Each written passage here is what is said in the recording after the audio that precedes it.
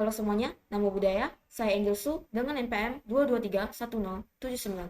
Dan pada video kali ini, saya akan membahas mengenai pentingnya toleransi dalam kehidupan masyarakat, berbangsa, dan bernegara. Nah, konten yang akan saya bahas pada kali ini adalah yang pertama, bangsa Indonesia, yang kedua, pengertian toleransi dan kerukunan, yang ketiga, menghindari pertikaian, dan yang keempat, cara atau langkah-langkah yang dapat kita lakukan untuk menghindari pertikaian tersebut. Bangsa Indonesia.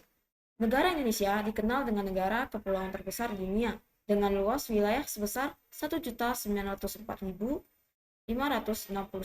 km persegi, serta negara dengan pulau terbanyak ke-6 di dunia, dengan jumlah pulau 17.504 pulau.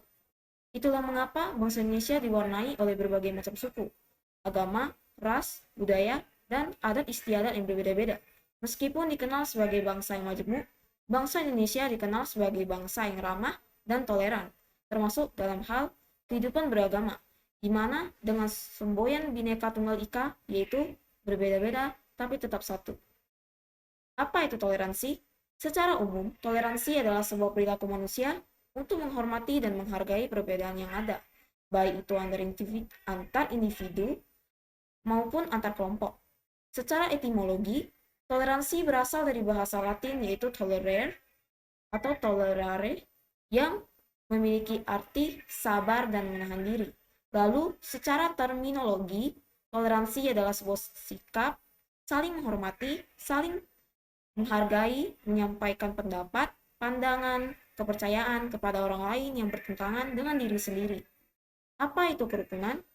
Kerukunan merupakan sikap yang harus kita jaga dalam hidup bermasyarakat, berbangsa, dan bernegara, agar tidak saling bermusuhan, tetapi saling menjaga satu sama lain, tolong-menolong, dan toleransi antar sesama. Kerukunan bisa diartikan sebagai proses sosial yang dilakukan untuk menciptakan kehidupan harmonis atas dasar perbedaan-perbedaan yang ada, baik dari segi agama, politik, budaya, dan lain-lain.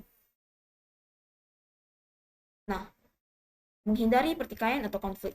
Saat ini, kita hidup di negara dengan kondisi masyarakat yang majemuk, seperti yang dijelaskan sebelumnya.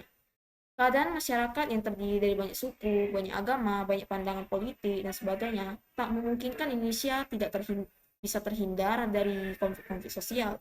Secara sosiologis, konflik diartikan sebagai suatu proses sosial antar dua orang atau lebih, atau juga kelompok yang berusaha menyingkirkan pihak lain dengan cara menghancurkan atau membuatnya tidak berdaya. Konflik sosial sendiri adalah pertentangan antar anggota masyarakat yang bersifat menyeluruh dalam kehidupan. Konflik sosial bisa disebabkan oleh berbagai faktor, tapi intinya penyebab konflik adalah adanya perbedaan. Akibat yang ditimbulkan dari perpecahan konflik sosial juga bermacam-macam, mulai dari yang positif hingga negatif. Dampak positif dari adanya konflik sosial adalah meningkatnya solidaritas sesama anggota kelompok, seperti yang terjadi pada peristiwa pertempuran Surabaya. Dalam peristiwa tersebut, rakyat kota Surabaya bersatu menghadapi tentara Inggris. Namun, dampak negatif yang ditimbulkan juga tidak bisa disepelekan.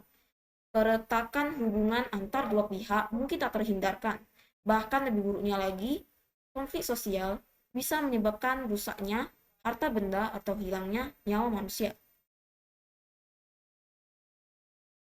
Nah, berikut adalah cara atau langkah-langkah yang bisa kita lakukan atau kita terapkan untuk menghindari konflik atau pertikaian. Yang pertama, kita identifikasi masalah sebenarnya dan pihak-pihak yang berkonflik. Kedua, jika konflik tidak berhubungan langsung denganmu atau dengan kita, sebaiknya kita mulai memisahkan diri.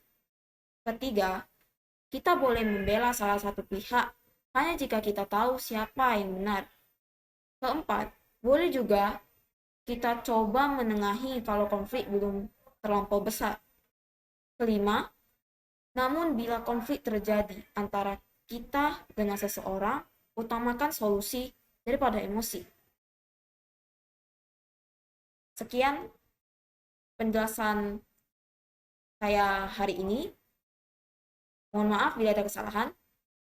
Terima kasih. Nama budaya.